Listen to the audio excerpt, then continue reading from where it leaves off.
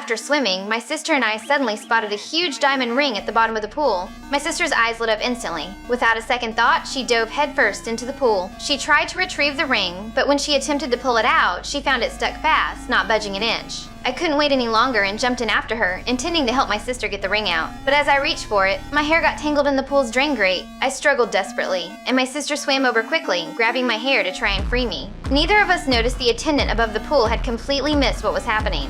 Seeing the facility empty, he assumed closing time had arrived and pressed the button to shut down the pool. I felt the water level change suddenly. My sister pulled me desperately, trying to swim back to shore, but the cover had already begun to close slowly. I struggled frantically. Finally, my sister used her last ounce of strength to pull me out of the water, but it was too late. The pool cover had closed completely. My sister and I were instantly overcome by deep panic. We never imagined the pool had such a cover. Everything happened too suddenly, too hopelessly. We pounded on the cover and shouted for help, but only heard our own echoes. Pool water grew colder by the minute, and the surrounding silence was terrifying. The entire facility was deserted. The attendant had already clocked out and left. The pool closed on weekends and wouldn't reopen until Monday. If we were trapped here without food or water, our chances of survival were practically zero. After calming down, we decided to work together to pry open the cover. Despite using all our strength, it wouldn't budge an inch. I blamed my sister for being too greedy. If she hadn't jumped in to retrieve the ring, we wouldn't be in this predicament. She started complaining about me too, saying if I hadn't jumped in to help, neither of us would be trapped here. After the argument, we began searching the pool for any possible exit. But no matter how hard we looked, we found nothing useful to pry the cover open except an old swimsuit and a plastic board. Suddenly, my sister noticed a small hole in the cover, but it was too tiny for us to pry open with our hands.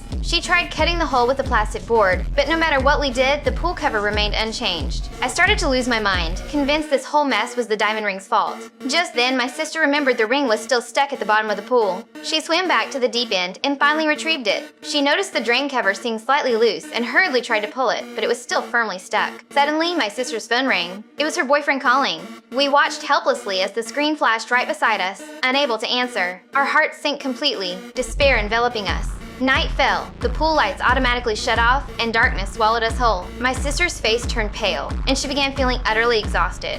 She had diabetes, and without an insulin injection soon, she might pass out. But the medicine was in the bag above, completely out of our reach. I gathered some shards and strained to cut through the cover. Just then, a sound came from above. The pool lights flickered back on. We saw the cleaning lady walk in. When she noticed us desperately pounding on the lid, she finally understood our distress. We were nearly mad with fear, but hope finally flickered. Yet she walked straight to our luggage and began rummaging through it. Our desperate cries for help met only with a mix of despair and anger.